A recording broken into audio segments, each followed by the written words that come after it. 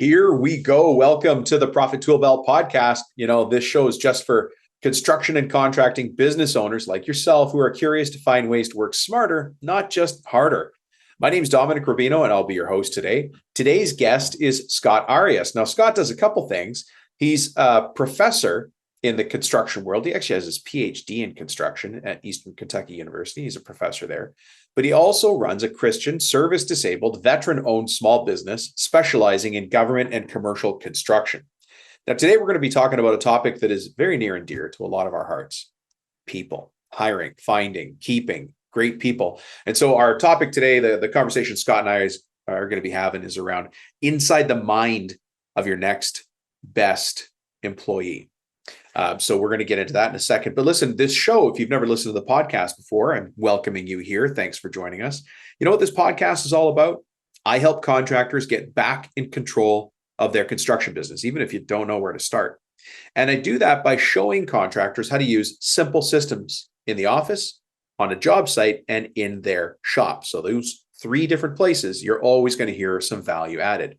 And look, the truth is you don't need a lot of extra time or a business degree to build a profitable and solid construction business. You just need simple systems and some new ideas to old problems. That's why this podcast shares expert interviews and real case studies from other construction company owners who are probably a lot like you: family businesses, partnerships, and those of you who are running this company on your own, a company you built from scratch because your work ethic is insane. And look, if that sounds even a little bit like you, then I think you're going to like this show. I'll tell you up front, what we talk about in the show here is more directed at companies with 6, maybe 7 employees, if not 10 or 20 and above. Of course, that includes subs. Now, that doesn't mean you won't find value if you're smaller. It just means you're going to be challenged a little bit more. In my regular life, when I'm not hosting the podcast, my company is a business coaching company. We work with no-nonsense business owners of construction and contracting companies. The kind of business where the owner has finally realized, hey, I'm actually trying to grow a business here. So we specialize in strategic planning, business coaching, and some other specialty programs, things that you might refer to as office operations, from the president all the way through to the foreman, and from your admin/bookkeeper to estimating and through to marketing. We do that with private one-on-one coaching. We also run boot camp and, as I said, specialty programs. Okay, but back to the show. Before we get to the show, I want to challenge you with an important strategic question. It's a coaching question, as you might expect. Ask yourself this: do you want to be a contractor running a few crews, or do you want to be a business person who just happens to run a construction company? By the end of this episode, you'll know the answer. Let's get to the show. Mr. Scott Arias, how the heck are you? How are you doing today? I'm good. I love your energy. You're like right there, man. Well, thank you, Dominic. I'm not in person. I'm much more subtle. Are you? Yeah. No, not at all. I could, you know what? It looks like you have fresh ink on that right arm tattoo. How old is that? I have, long stories, but I have them on both arms. So, nice. Yeah. So I have the long story. It starts with an explosion that I actually was involved in. Homemade explosion that it was involved in, and I burnt my right arm pretty bad. Oh. And I ultimately used the tattoos to cover up some of my burns. And then, of course, being in construction, I believe in symmetry, so we did both arms. You did both arms. Why not? And now people take you very seriously when you're pointing at things. They're like, that guy's covered in tats. We should. Well, if they look closely, they're not think I'm really impressive, because I have John 3:16 with the entire verse on my my left hand. Yeah. So nice. That's nice. And it does. You can always tell when somebody's got fresh ink, right? I love when I watch the MMA fights and you could see the guy got a tattoo just for the big show. Oh, I know. Yeah, absolutely. So dark and black and fine. Yeah. Anyways, we're off topic, which is probably going to happen a lot today. But continuing on the off topic, I want you to include in your intro, which is coming in a second, how the heck you became a doctor of construction, because that sounds like a DJ would say it for a late night show. So, and I'm not joking about the fact you have your PhD in construction, but Dr. Scott Arias, who the heck are you? And how is it you come to be speaking to all these construction professionals, forward-facing construction professionals all over the world? Well, I wish I could give you a really impressive answer, but it's really not that impressive. So I doubt it. I grew up in Albuquerque, New Mexico, and I don't know if you've ever been to New Mexico, but it's an interesting place. And I grew up there, and my brother joined the Navy about 4 years before me, and so he came home with a new car every uh every 6 months. So that kind of impressed me. So I Yeah. thought, the Navy's the way. So I joined the Navy, and fortunate for me, I was a part of the United States Navy Seabees, which is the Naval Construction Force. Yeah. And so I spent 7 months in my 12 years on board ship. The rest of the time I spent traveling the world building buildings everywhere. Pretty cool. So so anyhow, I was in the service, did a lot of different things, and couple of my duty stations were Camp David. Oh, Um, really? yeah, that was pretty interesting. It was during George W.'s kind of tenure there, and uh, many other duty stations. Actually, I lost my leg about my 8 year mark. I was on a motorcycle crash, Oh, and I lost my lower left leg. Returned back to active duty. One of the few people to return back to active duty. after an amputation. Yes, sir. And Wow. so then from there, I deployed overseas during Operation Iraqi Freedom, Operation Enduring Freedom, and then my career ended shortly after falling through an Iraqi oil platform, and I injured myself again. So either I'm accident prone or I'm just lucky. Either one. But I we're gonna go with so Providence on this one. I think you're lucky. uh, so uh, so then I got medevac back to the States, and about a year later, I retired from Walter Reed, Bethesda area, and I went and built U.S. embassies overseas. That was a really interesting experience. Did it for about 4 years, Wow. and got to work with some pretty interesting people doing some pretty interesting things. I would And imagine. then after that period of time, I decided I was going to wanted to be more regional to the United States because it's tough to go to Afghanistan Afghanistan or Kazakhstan. I went to Kazakhstan one time for a 2 hour meeting. It was a 22-hour flight. So there, and then 22 hours back. So Yeah. that was way before Zoom, so Oh, thank way goodness for before Zoom. Zoom. Yeah, which Yes. what we're doing today. I And not to jump in on that conversation, but I did that in Australia once. I had to fly to Australia to sign something, and then I got I know. back on the plane and flew home, Well, which it's just bonkers. it's an interesting thing. But I had a really interesting time, and I went to work for the oldest design and construction firm in the United States, which was a company by the name of Mason and Hanger.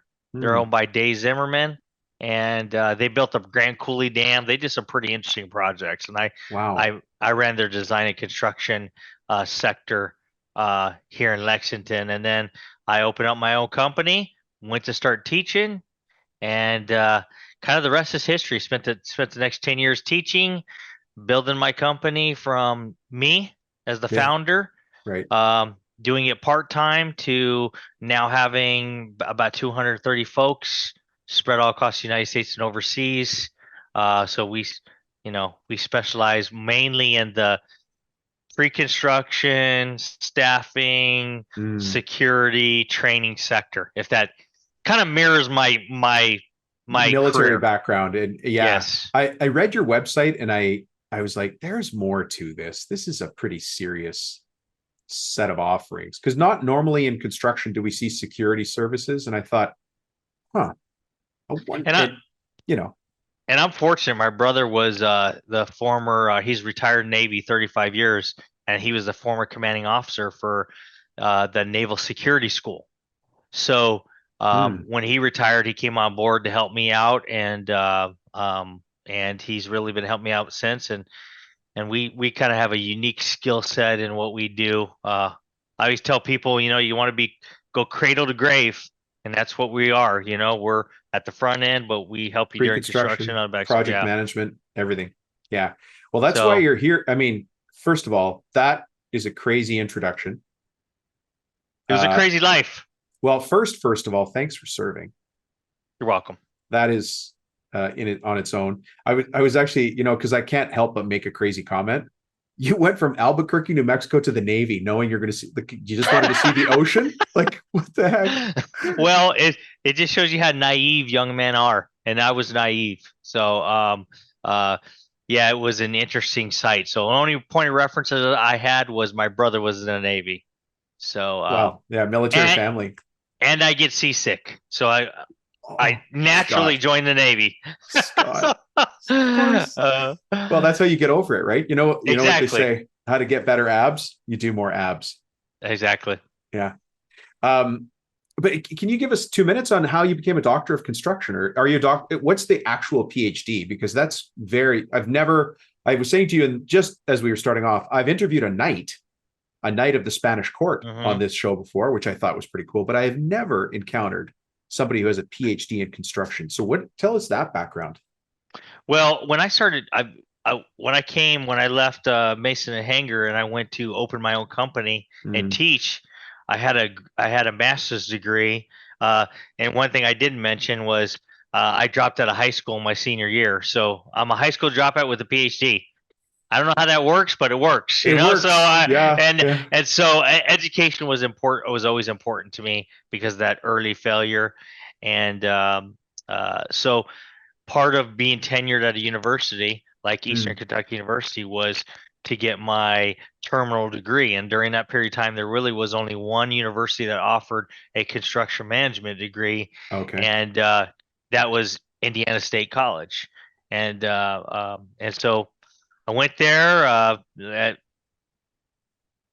took classes over the weekend, took Oh, classes uh, in person, online. It was a lot of different things. Worked on my dissertation, both in person and via phone and via mm, things like Zoom. Zoom. Yeah. So, and about 6 years later, I ultimately earned my PhD. So it wasn't an easy ride. There's not many of us out there. Most people have a PhD or more that teach construction are more EDDs. They don't have PhDs. They have educational doctor degrees. Nothing Oh, wrong with them. Just different. PhD is yeah. a specialist. You know, an EDD is an education specialist. So I went to go for the PhD because, to be honest with you, I taught in the service too, and Okay. understanding how to teach and all the stuff around teaching was less interesting to me than um, doing my dissertation on the EM 385 guide, which was a safety guide that assessed that that put together some criteria, and I did my PhD on my dissertation on does safety planning actually result in less incidents? Hmm. And does it reduce the severity of incidents? And it And was a really interesting study. does safety planning reduce the severity of incidents? I'm hoping the short answer is yes. Well, as with everything, sometimes the answer is not truly Depends. the answer, it's another question.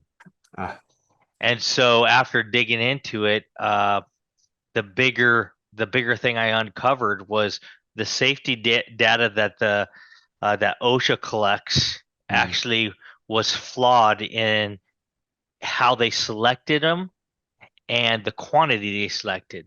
So, you can look at a set of statistical data and mm, determine if it's actually going to give you a desired it's going to give you an answer to your question right. just by the range of, the standard bell curve to tell you, does it fall within that? And when it didn't uncover that, it uncovered something much larger. We're Hmm. making decisions on the number and severity of mishaps and what we should do about them with flawed data. Yike. And that was to me the bigger find than finding out if the number and severity of mishaps is controlled by safety planning. Well, and clearly your dissertation board agreed because they gave you the PhD. Absolutely, they did. You So earned the they did. PhD. They did. Yeah, They yeah, did. yeah. This is already one of the most incredible interviews I've ever done. So thank you. That background is uh, unique, as you might imagine. I don't think there's Dr. Scott Arias is out there. And if there is, the world should be a bigger place because there's not enough room for both of us. So Both our egos. uh, Didn't Gene Simmons say that? He he was did. encountering somebody else. Well, What I it kind of felt bad because you aligned me with Gene Simmons, but I'm just joking. He was with Kiss, he I mean, you got was. to give some credit there. Yeah. So Oh yeah, yeah, yeah. Um, the topic I have you here to talk about today, which sounds like it's just going to barely scratch the surface, but it's something that we can do to help the industry, which is around the people problem that we all have. For some unknown reason, unknown to me, maybe you figured it out, but why is construction not slowed down in the face of different global events that have happened and come and gone, in the face of economic things that have gone up and down? We're still busy. When everybody said, everybody being guys like me or economists saying, well, there should be a slowdown coming. The slowdown never came. Yet where we have a slowdown is we can't find enough good people. And that's why I went to track you down, because of the work that you do at ACE. So the question we've got today is, how do we get inside the mind of your next best employee, and anything you can give my audience so that they understand better how to find the right people, recruit the right people, onboard those people, train those people, keep those people. Anything there would be helpful. That's what our audience really is hungry for. Well, it's funny you asked that question, because we were looking at our goals for company goals for 2024. We're in that planning phase right now. And so what I do is I establish what I feel, using data from organizations like Dodge, for example, and look what the forecasted backlog is or what the backlog is, what's the forecasted spend for the following year. And did you know, and I don't want to misquote this, but did you know that in 2023, Dodge reported that there was $1.826 trillion in construction spending that was forecast. But in 2024, the forecast is 1.948 trillion. So we're basically increasing, about $100 billion. And a couple trillion is nothing to bat an eye at. No. That's why I tell, when I taught at the university, I always tell the young men and women who went there, you literally went to the best field in the world. And that is because if we're not building, we're renovating what we built, So, Yep. And some of the best times to build is during times that are tough. In 2008, when I started my company, there was there's a shopping center here called Brandon Crossing, and that particular shopping center, somebody bought and built, and everybody's scratching their head and saying, "Why is that person building that right now?"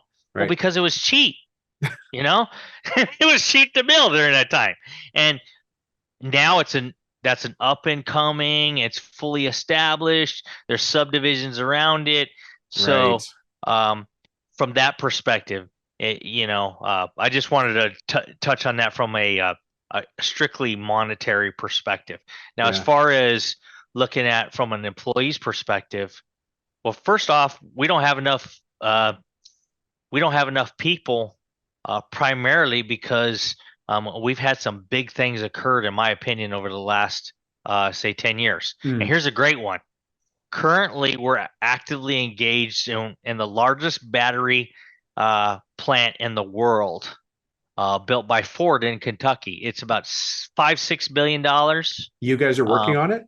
Yeah, we're actively we actually work as a scheduler for Ford directly, and we also work for one of the general contractors that works there also. And so I have my folks out on site, and what's interesting about that is that every time there's a pivot in what the market is, whether that may be an electrical car, agree or disagree, whether that may be, the way we live, the way our houses are, whether we renovate, what's happening in the economy, that is all great. That 100% construction is affected by that. And take COVID, for example.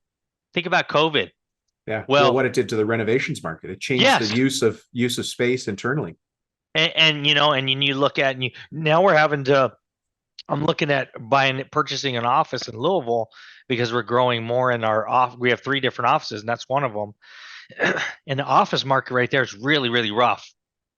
Down, like it's going down, or way down. Yeah, way down. Because people know, and businesses have figured out how to get people to work from home, which has its own challenges, by the way. Yes, but absolutely. That doesn't mean we all need 100,000 or 10,000 square feet anymore. The old paradigm of having an office where everybody has enough room to have a butt in a seat is not real anymore. That has been greatly affected by the new world we operate in, and not only just by what's happened. it's also obviously affected the young workers in our workforce. I would have loved to have the opportunity when I was younger, but I would never had an opportunity when I was younger to work from home.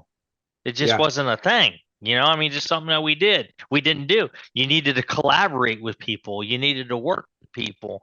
The tools weren't Oh, available right. You there. needed the company computer because we didn't have one on every desk and in our pocket.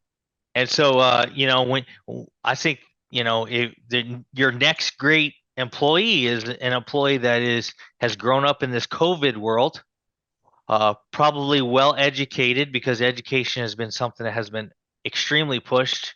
Once again, not controversial with agree or disagree. I know people in construction have a lot of perspectives on that. Well, yeah, Uh, because they're pushing kids away from going into construction and mhm. trades. They're saying, well, it's a fallback. Okay, don't you want to be a programmer? Wouldn't you And, prefer to be a pharmacist?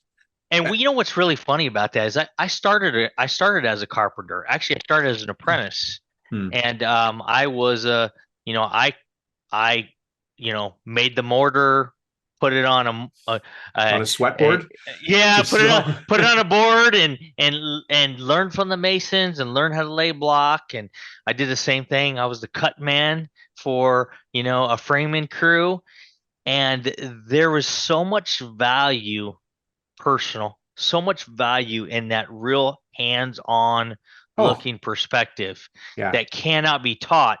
And from a guy that has been around education, whether personally, I mean, I went to school for 16 years, and then I taught another 10 years full time, and part time another 4 years.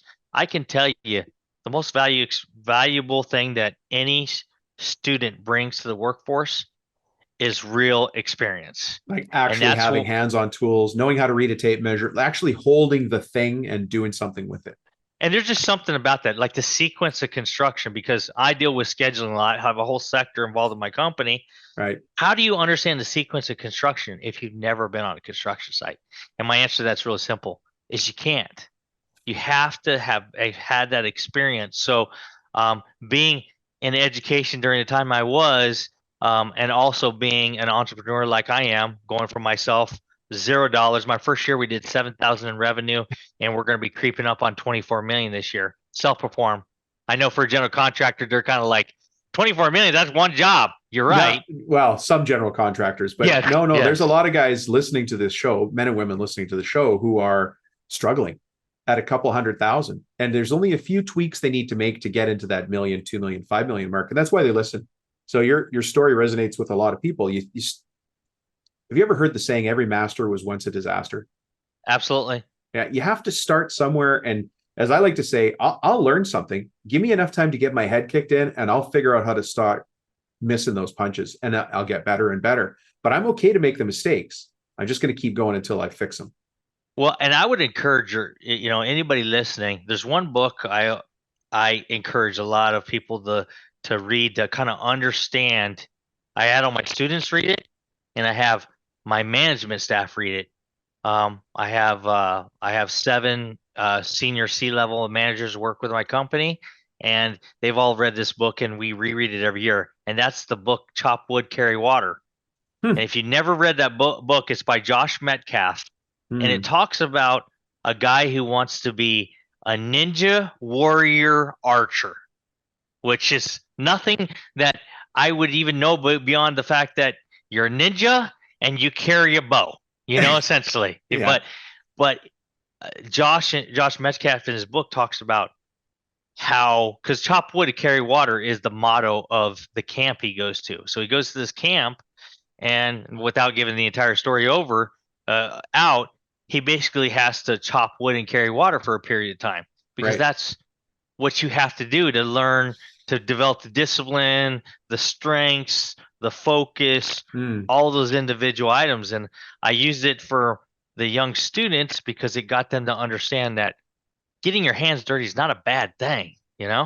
It's actually a really, really good thing. And then I also taught my management staff that don't forget where you came from, you know, Yeah. and how important that is. So I have been fortunate enough to sponsor a scholarship in my father-in-law's name. It's the George Blanca Memorial Scholarship, and it rewards students that have superior performance during their co-op experience between spring and spring and fall every single year, Hmm. and because that's where they get so much, is going out there and and learning Doing how the hot trade. it is out there. Yeah, Doing the trade. learning how hot it is out there, learning how it is to deal with people, learning how construction is. So Yeah. your next great employee is really that person, whether man or woman I just described. They're highly educated. They're used to working in a remote environment, working independently.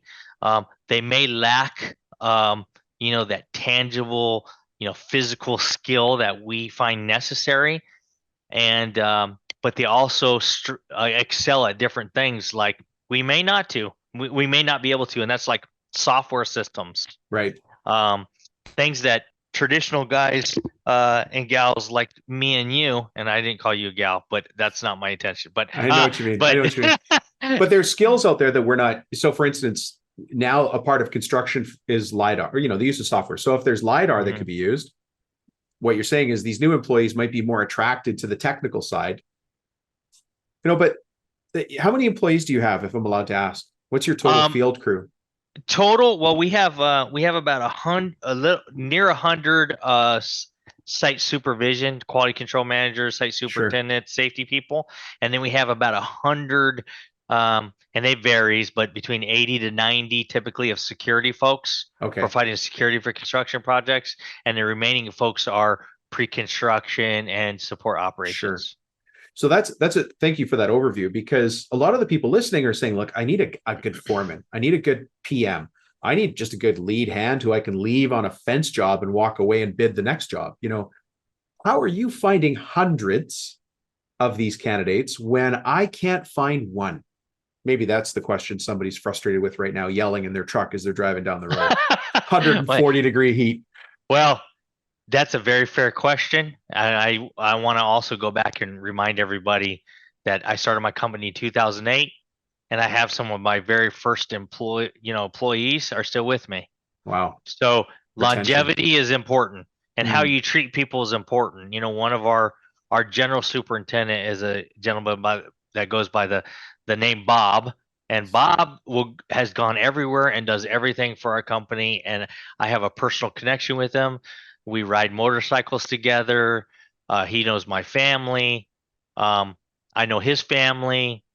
That's just, and so how you treat people is so vitally important, um, and something that we have to consider, and how we go about, hiring or retaining employees. Because to me, it's more about retention. Because if I can Mm. get 50 men and women to come work for me, and I treat them like we treat them, they will spread the word. Mm. So do you They're get a not lot of referral business, like where they're uh referring friends and family, or? tons, tons, and one of the things I think I kind of glossed over and I didn't discuss, but um, one of my tours of duty was I was a Navy recruiter, Ah, and I was fortunate enough to be recruiter of the year for the Navy. And everyone asked me, "Well, how did you do that?" And my simple response is referrals. I You treat asked. you treat people well, you ask the right questions, and people will beat down your door to be part of what you have. And that's really what it's about. At least for me, is about you know treating people right, focus on retention, Hmm. uh, people talk, and here's another fact that I think that a lot of people that own construction companies or involved in construction companies don't realize, is that it's not about the money. Everyone thinks it's all about the dollar value. And I Hmm. say that because if you look at, number one, you look at research will tell you that money is a factor, but it's not the factor. Right. Um, in the service, they teach you something called Maslow's hierarchy of needs. Yeah. Maslow's And I hierarchy. don't know if you Yeah. remember that or not. Yeah. That's old Food, school. I'll go back to shelter, it. Yes. water. Yeah. That's Yeah. crazy. Yeah. And but there's a lot of truth to that, and money is just one of those things. But the top one is self actualization, meaning that they can see themselves progressing and moving and growing and becoming a valued member of an organization. So um, Hmm. that's one thing. And then I do want to switch. The other thing is having purpose is very important to you. You say, what is a guy like you? What is your purpose? Putting schedules together? Is it building things? Actually, the vision for my company is we're in the business of building the kingdom. I own my own company. I am the sole owner, 100% owner. Um, and faith is something that's near and dear to my heart. Mm. And my vision for my company is we're in the business of building the kingdom. We take 10% of everything we make and we give it to a nonprofit, and they vet charities and they help us decide what to do with the money. Because although we're good at making money, we're not so good at determining who to give it to. You give it You to. know, Yeah. so we found those people, we found those right people, and having a purpose like that, I can tell you, has not only warmed my heart and helped me become engaged and continue to be engaged, but it helps everybody around us because every dollar they earn, they realize Going to something a bigger. portion of that is going to something bigger, you know? Yeah. So that's the first, and then I'll go even further down, I'll drill down it further. The other one is our mission statement is uh using our Christian values, we make our clients' needs easy. Mm. Construction, it seems like there's this natural conflict ridden environment that we're in, but it doesn't have to be that way. Yeah. Yeah. Site So what? super to subtrade. There's Yes. why is there always tension? I And mean, so, and there's a natural tension there, but there's also a way of getting along. And one of the ways of getting along is when somebody pays you to do a job, you make their life easy by doing everything necessary.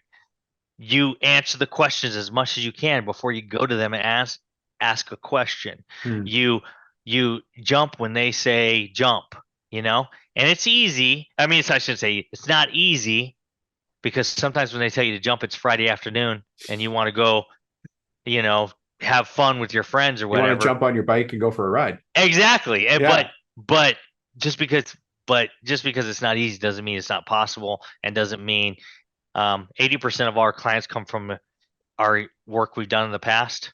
So So there you go. There's the proof is in the pudding, as I say. yeah. Such a, what's interesting is I feel like a broken record when I talk about the importance of having vision and values in a company. And people who listen to the show all the time know I refer to it as unicorns and rainbows, Lucky Charms, Mm-hmm. right?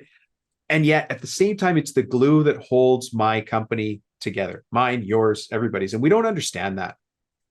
So I'm glad you said that. And you came from a totally different perspective than me. But what I stand for, who I am, that's going to attract some people and it's going to repel other people, which is Absolutely. fine. If it repels those people, that's okay.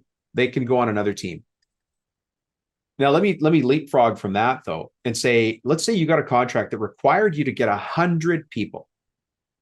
What would you tactically do? And let's say it's not a market that you currently have, people of families sitting around kitchen tables talking in. Let's just say Tacoma, Washington, which sounds to be pretty far from you. And I'm going there this weekend for a lacrosse game with my son. So Tacoma's on my mind. That sounds like a song. Tacoma's on my mind. It probably is. It sounds like a John Denver song. Yeah, he wouldn't sing about Tacoma. But what would you do? Like, what would you tactically do in the field? You'd sit down with your recruiting manager and say, okay, let's lay it out. You probably have a whiteboard. Guide me through some of the highlights that you would do to start from scratch to recruit people. Well, when we get so we have clients come to us and they say, okay, have those same type of needs, right? And you say Tacoma, I say someplace in Africa. I'm not in Africa, in Alaska. Nobody's ever heard the word of, because we've staffed and the funny thing was, my very first staffing position was in Alaska on an island, and we were building a bridge. And the guy that we were building the bridge for owned a company called Southeast Road Builders. And if you've watched television, you watch the Discovery Channel, you realize that his son, Parker Snobble. Oh, no way.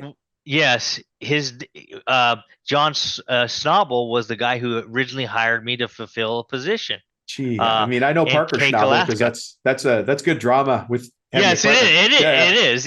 And he's a young kid. He did a great job, basically running an excavation crew. Yeah, he's definitely done. And so when I think of it, I think about something like that. And what I simply say is, okay, number one, what are you willing to do? And I say that is, are you willing to only staff locally?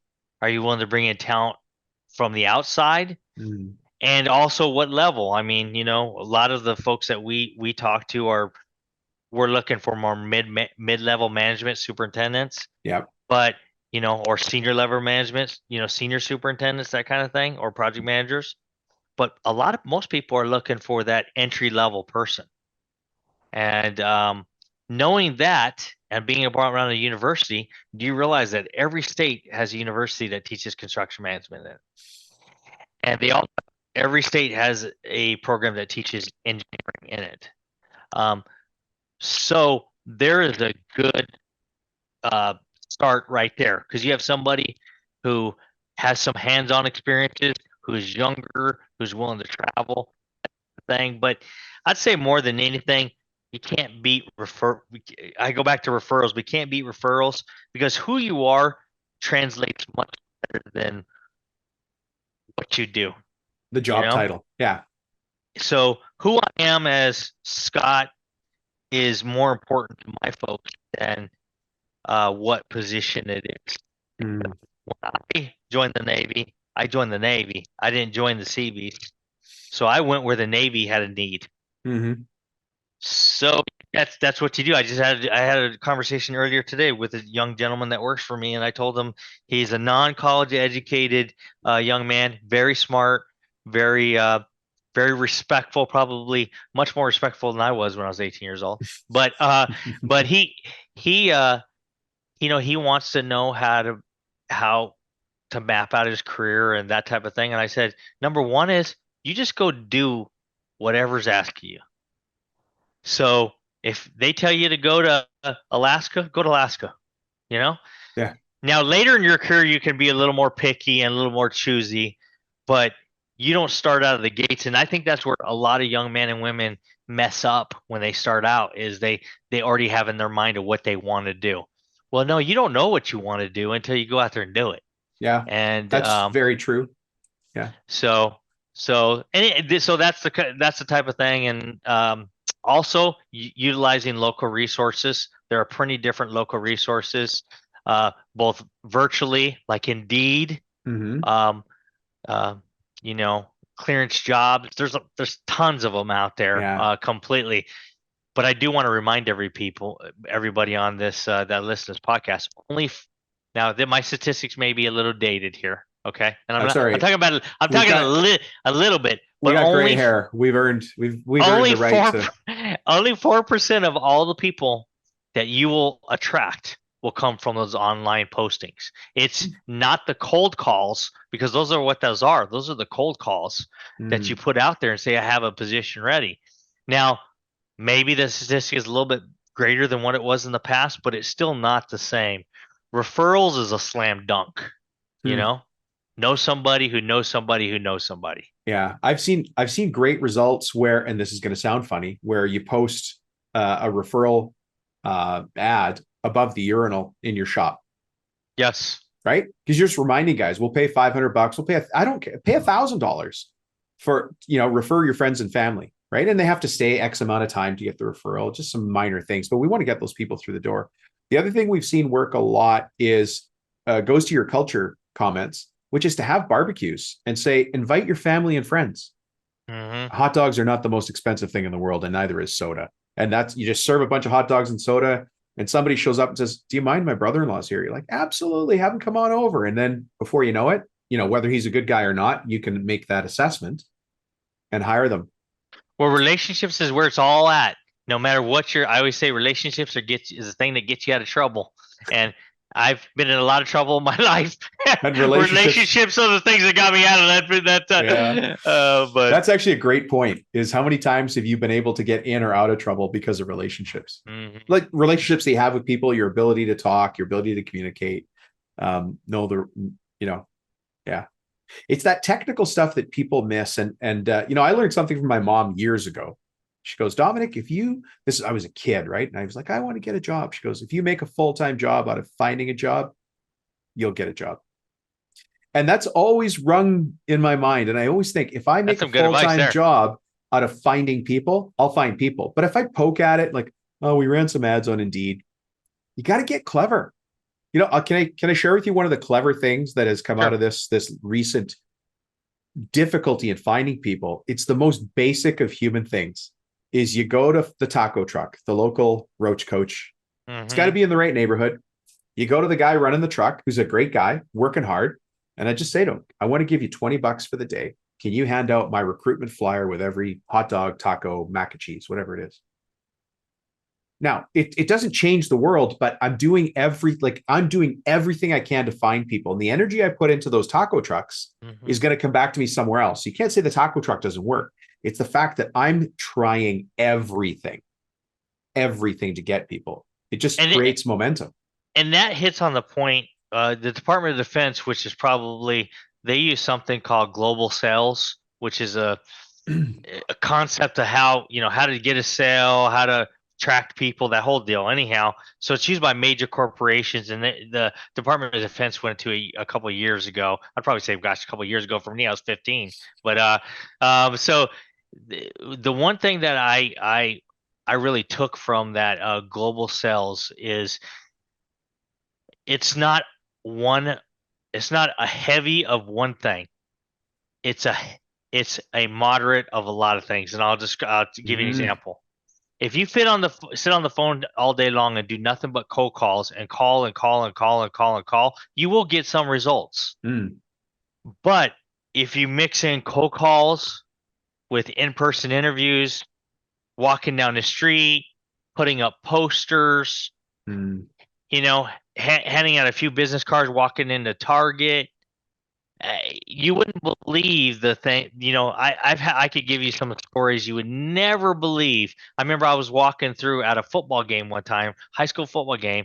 I handed one of the teachers a card, Yeah. and then the next Monday I'm in my office, and that was on a Friday night. Next Monday I'm in my office, and he said, "Hey, my principal gave you my card." And this guy was a 4.0 student, probably on track to go to a 4-year university. He eventually became a nuclear power engineer in the Navy, Okay. Well, that's a high level individual, and yeah. it all came from a simple business card with a simple conversation because I was wearing a shirt that said the United States Navy. So I always try to advertise every year for Christmas. I buy everybody an Adidas or a Nike shirt, maybe a jacket, because they're always out there advertising constantly for you. And I've never forgot that some of those things that the Navy taught me in that regard. Yeah. It's interesting you say that. That I know that I've gone away from this lately, but we used to do exit interviews when people left a company. And one of the things that I heard goes back to what you said earlier. It wasn't the money. They didn't leave for money. They usually left for pride. And Mm-hmm. very common that I would hear is I'm over at this lighting company or this electrical company. They give us uniforms. And you're like, that what? That's it? Yeah, yeah. We get uniforms. I get a boot allowance. I get allowance for boots. Yeah. And this is the big reason they changed. I'm like, but it wasn't the uniform. It's the fact that the company said, this is what we stand for. This is our brand. This is how we look. We're professional. It seems like such a small thing, but I guess we all do that too. Like we have teams that we support and endorse. We want to wear their shirts. Why wouldn't Mm-hmm. it be the same for my roofing, remodeling, cabinetry, electrical, HVAC company? And here's something else, and you just reminded me of a whole concept I'm a big believer in. I don't know if you've ever heard of these professional coaching organizations. I won't give names, but they're out there. Okay, there's a lot of them out there, like more our C-level, executive level, uh, but they also make some that are more entry level or mid level. People want to know that you're investing in them. Hmm. I moved from the model when I invested in somebody, I'd have them sign a letter and they would be obligated to me for a period of time Hmm. because I thought it sent the wrong message. I did that for a period of time, but the message that I was getting was, I'm doing this so I can keep you, right?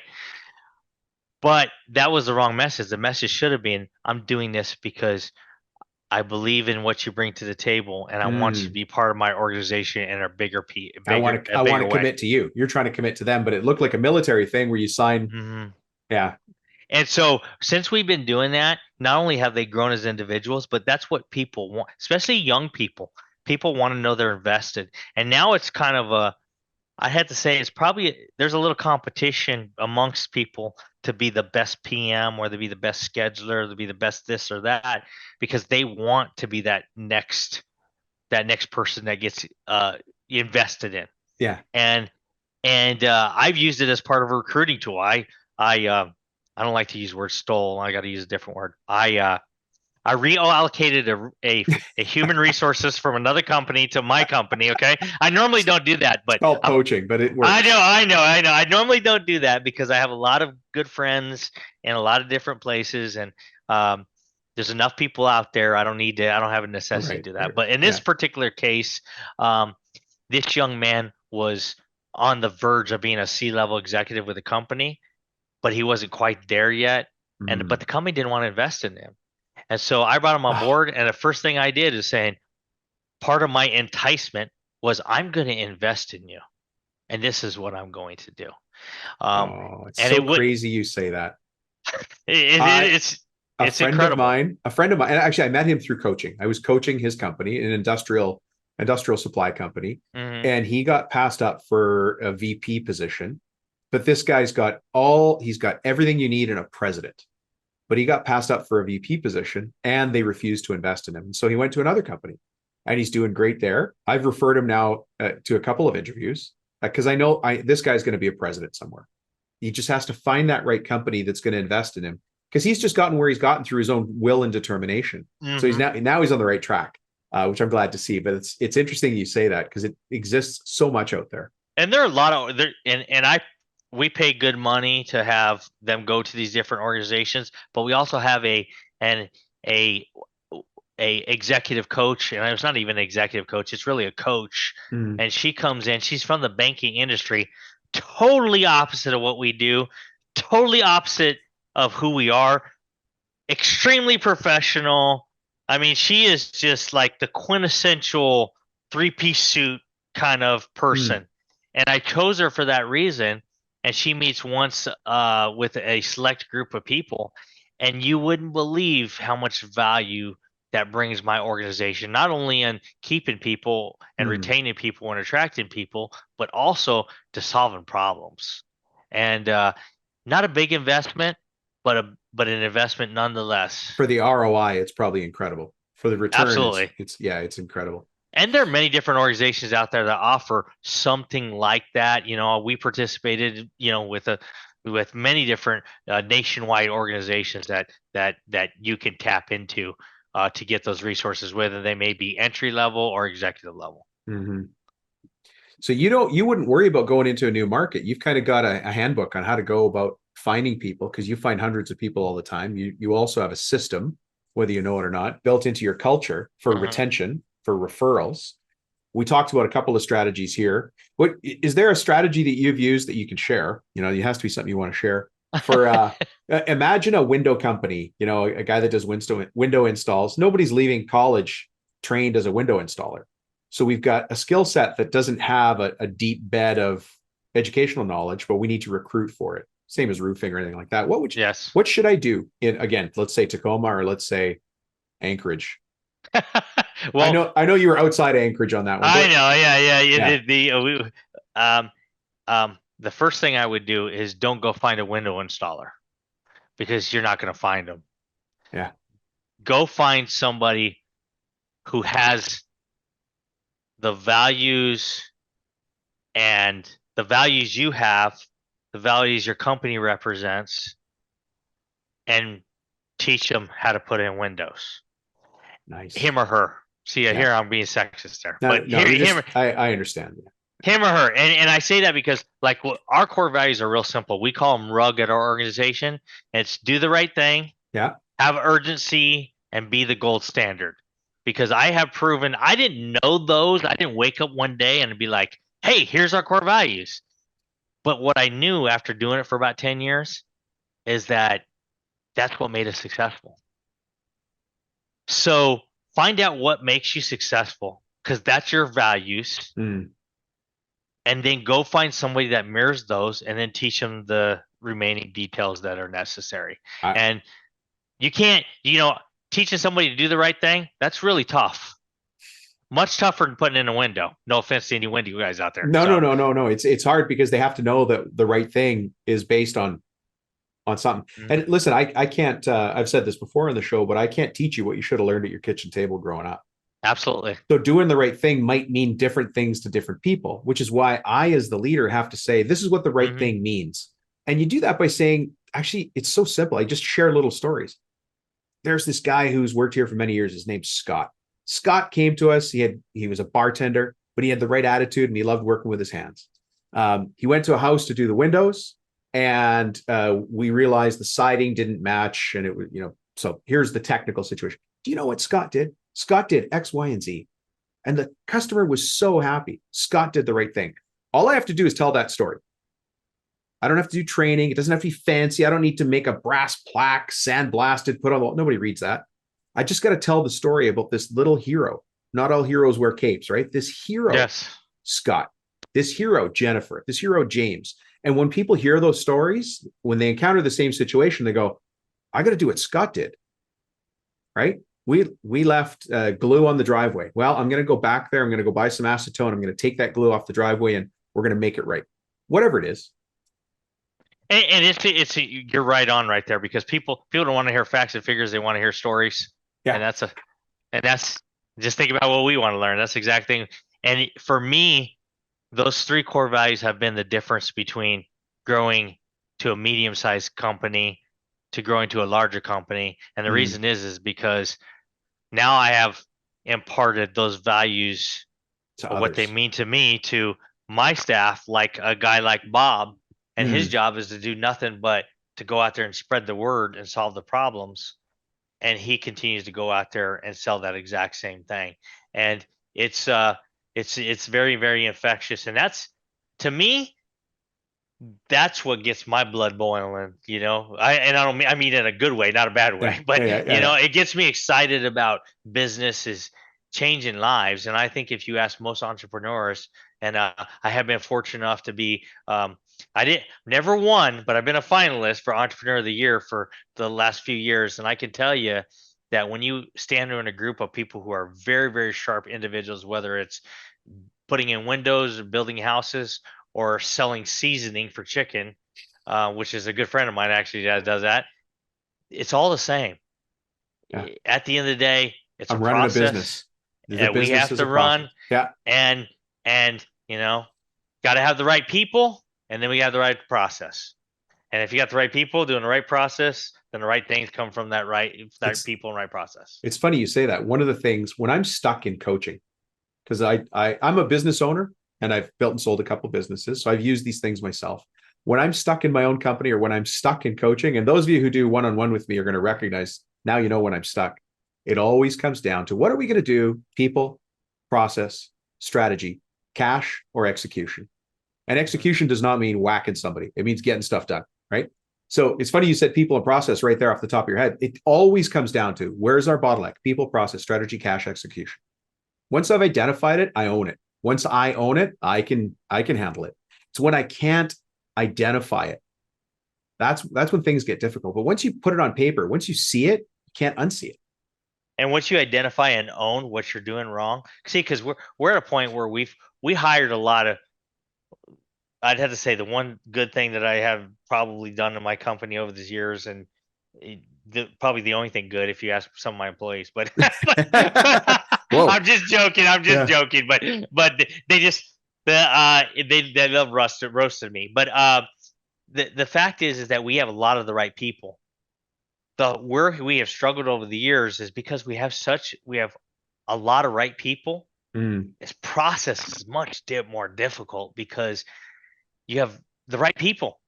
And when you have the right people, they just kind of take care of all those processes and details and stuff like that. But then all of a sudden you wake up one day and we're doing 20 some odd $1 million and we got 200 some odd people, and then you say, gosh, I need to do something about this. So we have similarities in how we do things, like put together a project schedule. Right. One market versus the next. Yes.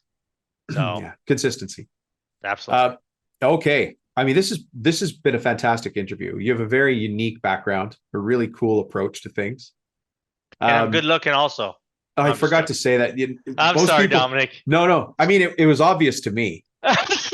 So, but how do I bring it up? It's so awkward. It's a little awkward, but it's No. facts are the facts. No, You just got to go with the facts. It's a good reminder that this is on YouTube as well. So people listening to this as a podcast, you can always see it on YouTube and catch us there on all the channels.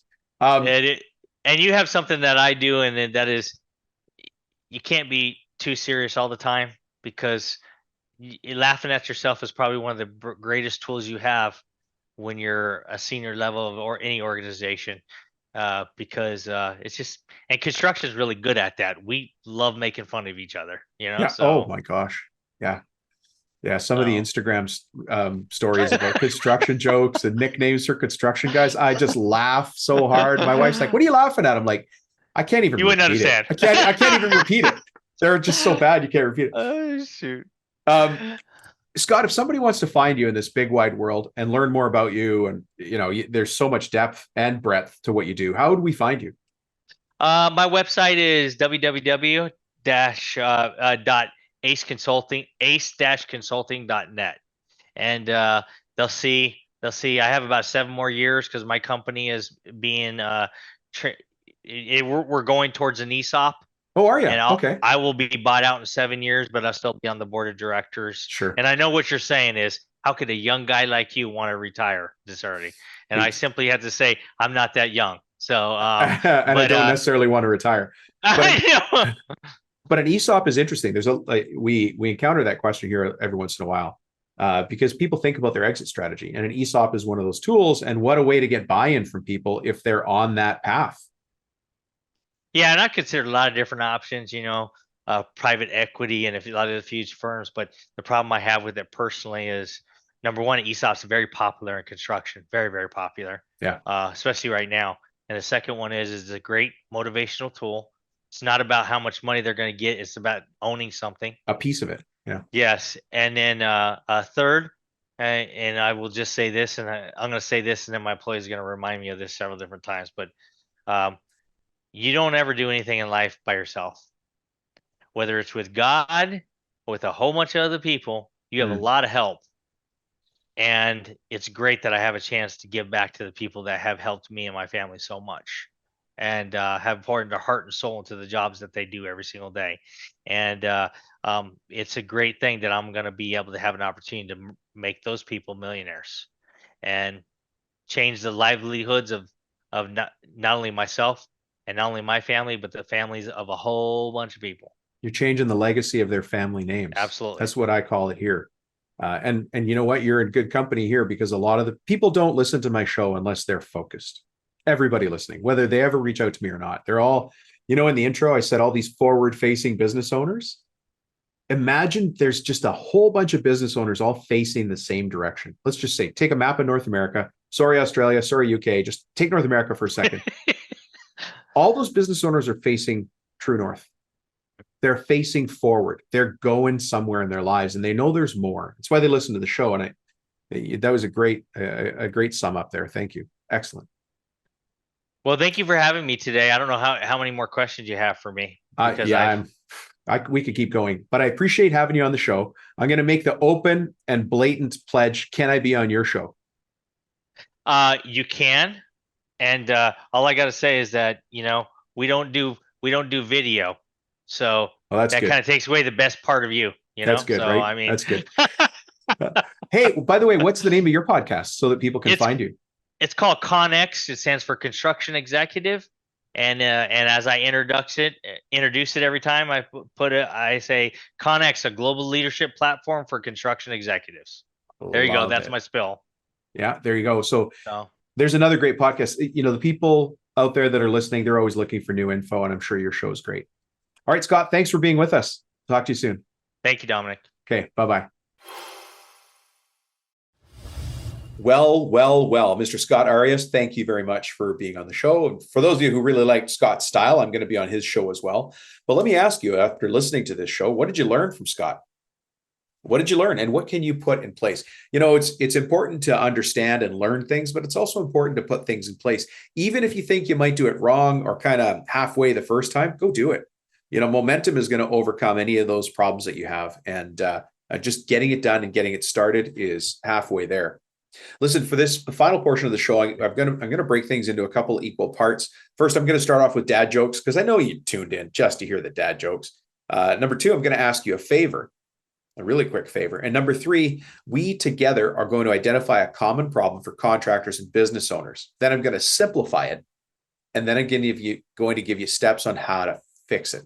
Okay. And the common business problem that we're going to deal with today is time management for business owners, especially in the construction and contracting space. How's that for a doozy? All right, let me start off with a couple of quick dad jokes. Get your mind open to the opportunities that the world provides. There has never, ever been a better time to be in business than right now. It's certainly never been a better time to be a contractor because we are very popular. Everybody's busy. The build schedules are really far out. People have money, but they don't have time. People have money, but they don't have tools. People have money, but they don't have the skills.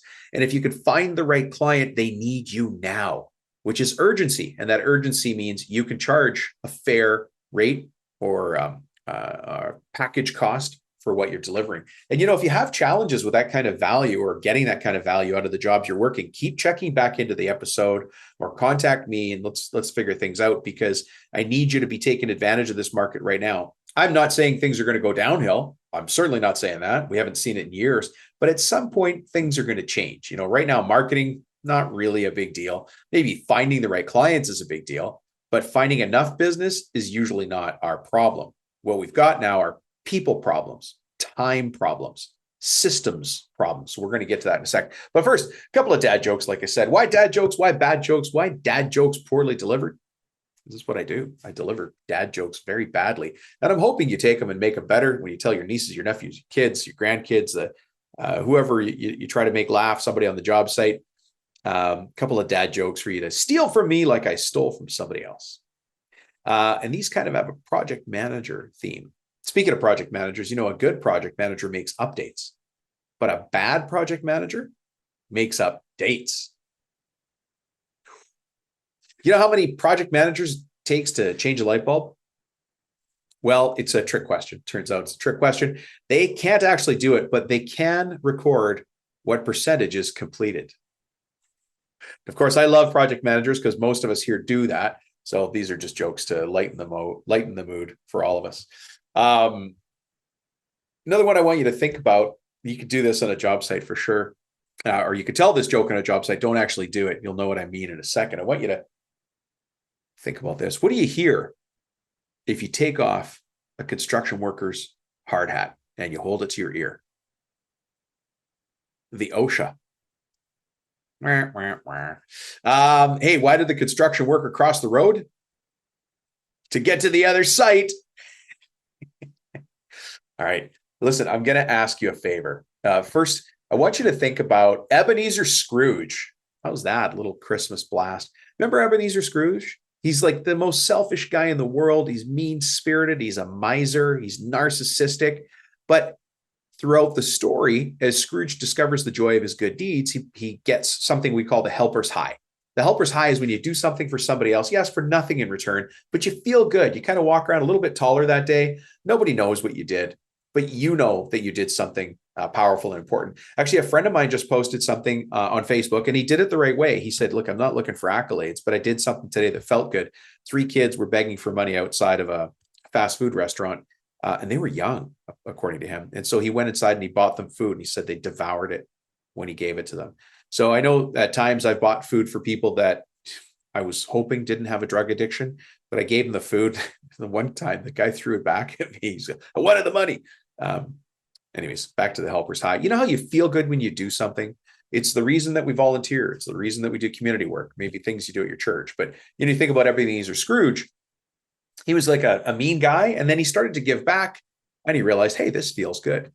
There have been studies where researchers looked at this thing called the helper's high and its effects on the human body, and scientists are searching to understand how altruism, so altruism is the actual word for helper's high. It's the wish to perform good deeds for others. When a beaver slaps its tail in a pond when it sees danger, that's altruism. It's drawing attention to itself in order to save the rest of the, I don't know, what do you call a bunch of beavers? A clan? A herd? Posse? A pond? of beavers. Anyways, he slaps his tail, and the rest of the beavers know there's danger. But how does doing that affect your health or your longevity? How does being a helper to other people impact you positively? Acts of heroism, that's one form of altruism, as we've seen many times. Men and women in blue in uniform going and doing the things they do. Those of you who are in the military, thank you again from all of us. Acts of heroism. Scott was in the military, right? Every day, people choose to give up time to volunteer, like I said before. And, maybe it's not at the church, maybe it's a soup kitchen, cleaning up litter, taking old people to the grocery store, helping a next door neighbor. You just feel good from doing it. You don't want anything back. And that's what I want to talk to you about right now. I need your help right now. And I want to be the person that helps you with your helper's high as you listen to the podcast. I have a simple question for you. Would you help somebody you've never met if it didn't cost you a dime and you never even got credit for it? If you are that kind of person, I have an ask to make on behalf of somebody you don't know and you're likely never, ever going to meet. You're going to pay this forward. You're going to push this forward in life. And look, this person's just like you, or just like you were a few years ago, maybe even a few months ago. They have a little bit less experience. They have dreams and goals. They want more, but maybe they're just a little bit frustrated and unsure where to look next. And that's exactly where you come in. The only way for me and my coaching team to accomplish our mission of helping more and more people to show business owners how to be in the business of the construction business is to help more people, get our message out to more people. Look, the reality is most people do judge a book by its cover and by its reviews. So if you found this podcast valuable up till now, would you please take a moment and leave an honest review? It's not going to cost you any money, and it's going to take, 60 seconds of your time if you do it the slow way.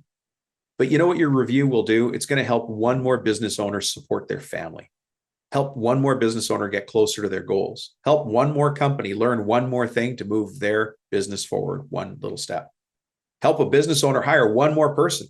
Imagine the impact that would have on our economy. If 100 of you helped 100 business owners hire 100 more people, that would be 100 more people better employed or employed up in this market. And imagine the impact that has on our state, our region, our country, the world. It's one more life change for the better.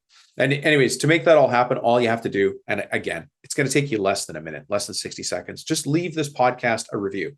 If you're on Audible, click the three dots on the right side of your device and click leave a review. If you're on iTunes, there's a way to leave a review. Go all the way down to the bottom of iTunes, leave a review. Leave an honest review. I'm not asking for a 5-star review, but since you're probably right-handed, go all the way over to the right and leave those 5 stars and then leave a comment. Listen, I'm being serious, even though I'm joking. People need to know. People do judge a book by its cover. If you found value in this podcast, tell somebody else, because they can then hang their hat on that and say, okay, this is worth my time.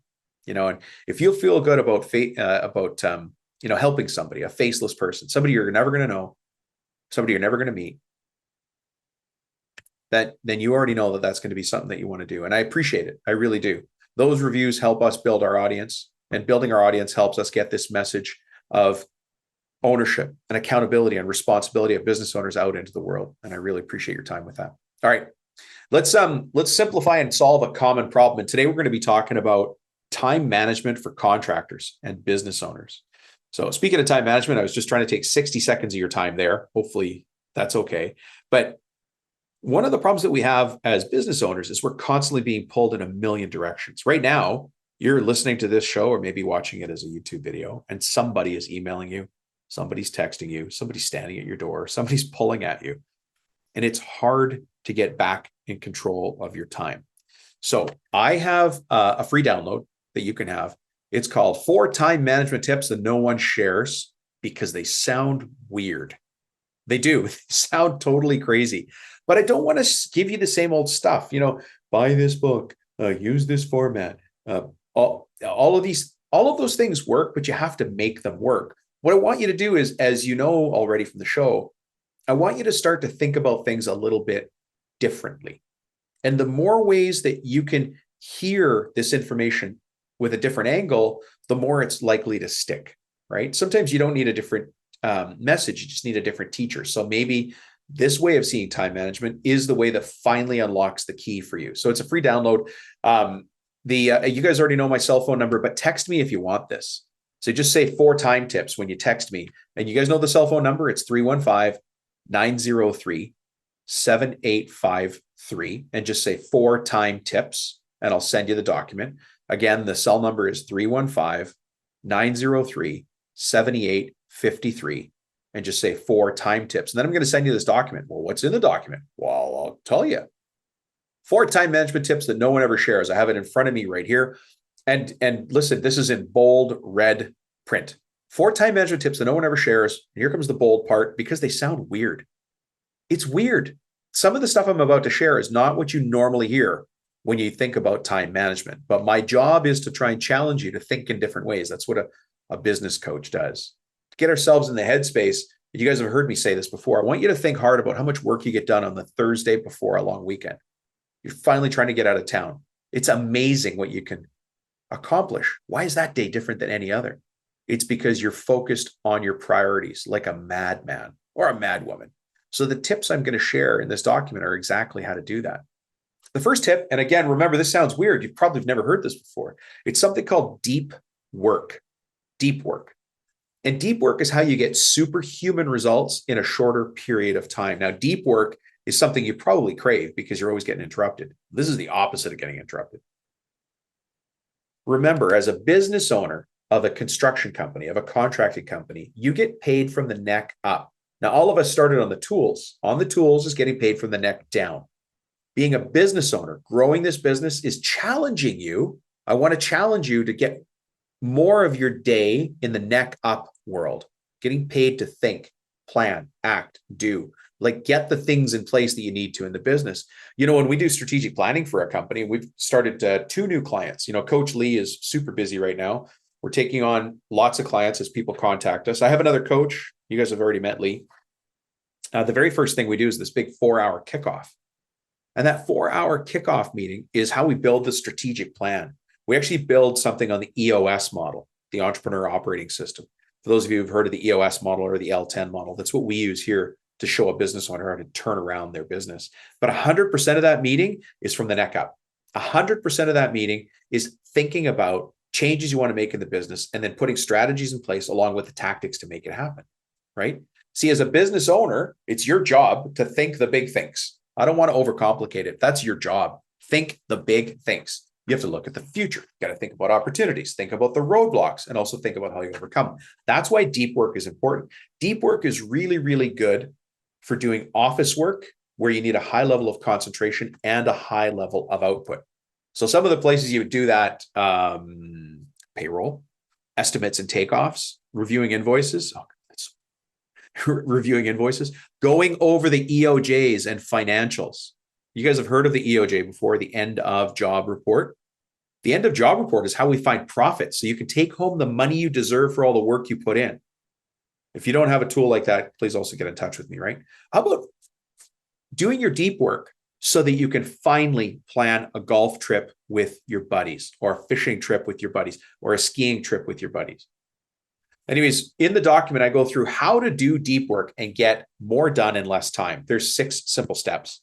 You just follow those steps and you get it done. Now, here's what you might find really surprising and weird about this is it's based on you playing instrumental music in the background.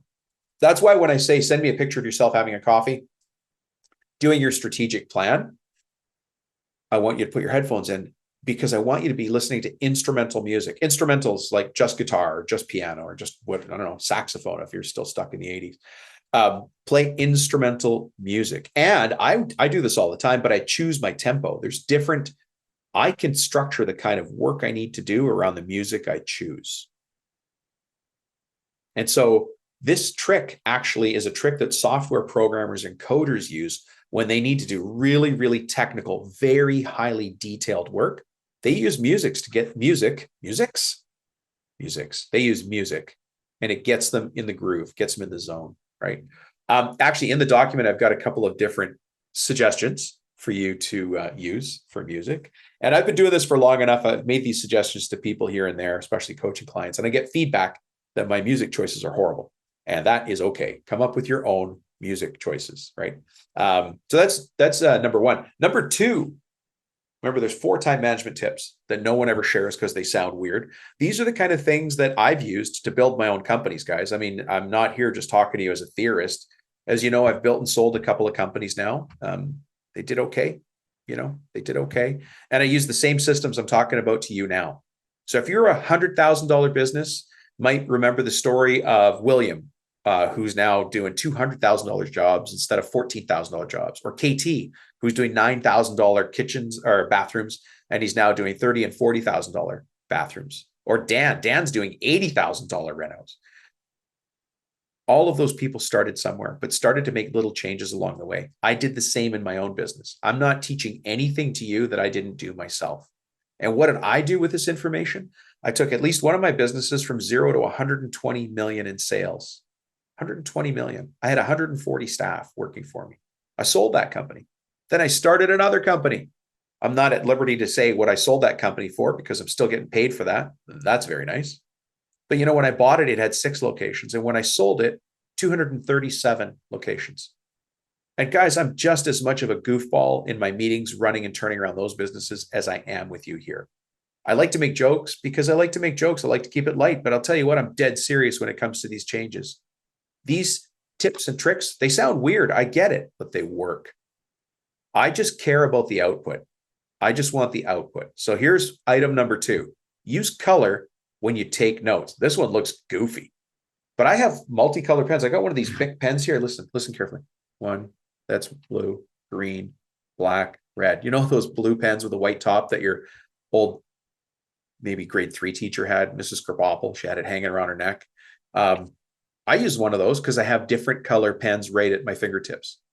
It's a trick I actually learned from my old business partner, Brian Tracy. He's been a business reinvention guru for over 30 years. You'd see, who's Brian? Well, he's written a ton of books, but you'd see him on stage with Tony Robbins, Jim Rohn, Zig Ziglar, Robin Sharma, Wayne Dyer, Michael Gerber. So he's my old business partner. That's a big part of where you hear my influence and positivity and being a winner in this world coming from, is I've surrounded myself with those kind of people for years.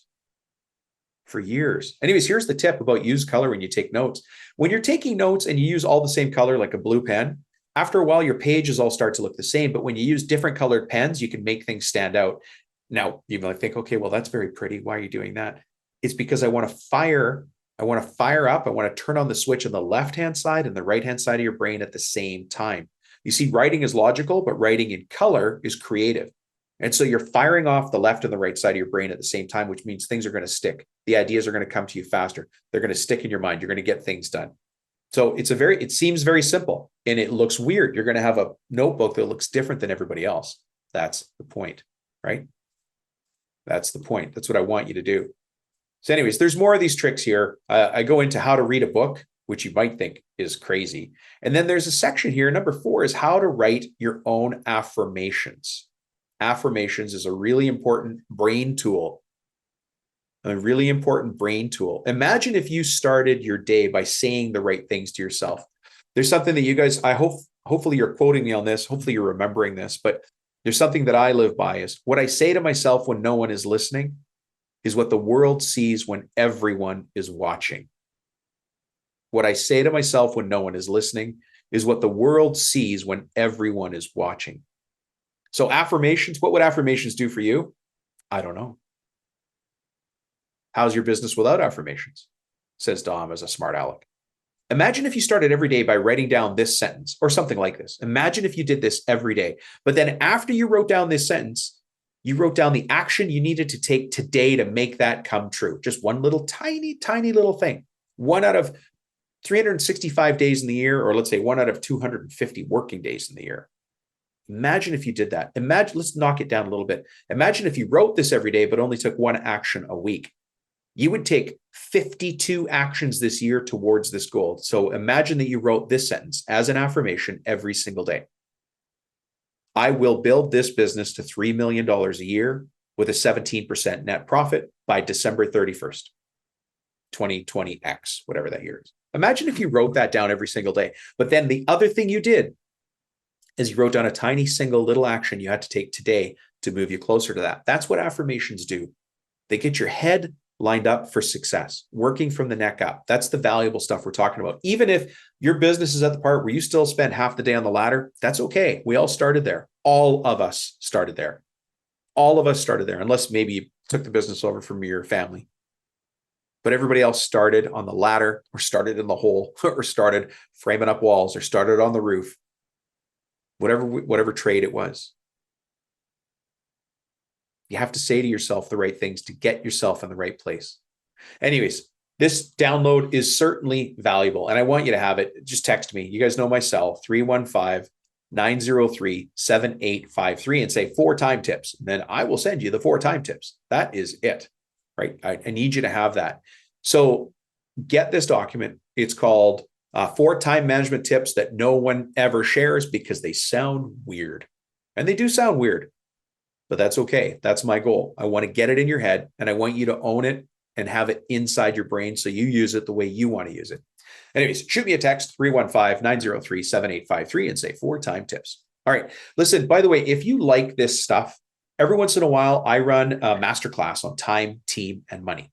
You can join me for the masterclass. Just use the same cell phone number because we build a wait list, right? We build a wait list. And if you're on the wait list, then we'll let you know when we're running the next one. Obviously, we don't run it until we have a couple people interested on the wait list, but just say wait list. That's it. It's not very technical. This doesn't have to be overcomplicated. Just say the word wait list. When you text me, 315-903-7853, and get yourself on the wait list. The Time, Team, and Money Masterclass is how I take 3 hours of instruction and move it down into an hour, hour and a half. So I cut it right in half, but there's a lot of visuals. There's a lot of takeaways. There's a lot of action items in there. And you'll have a chance to meet the other people that are listening to the podcast, because that's generally who gets there is people we know through the podcast. So come on there. It's a free training. It's a free masterclass on time, team, and money. If any of those 3 components are something you want to have more of in your business, then Time, Team, and Money Masterclass is a place for you. So just send me the keyword masterclass, and you know the cell phone number. You could say it out loud with me, folks. 315-903-7853. Thanks for checking in, folks. I look forward to the day you and I can shake hands across the table, sit down, share a coffee, maybe share a beer, depending on what time of day it is. And just talk to each other face to face instead of this goofy podcast world. But thank you for checking in. I love having you as a listener, and I look forward to meeting you face to face one day. Have a great day. Bye.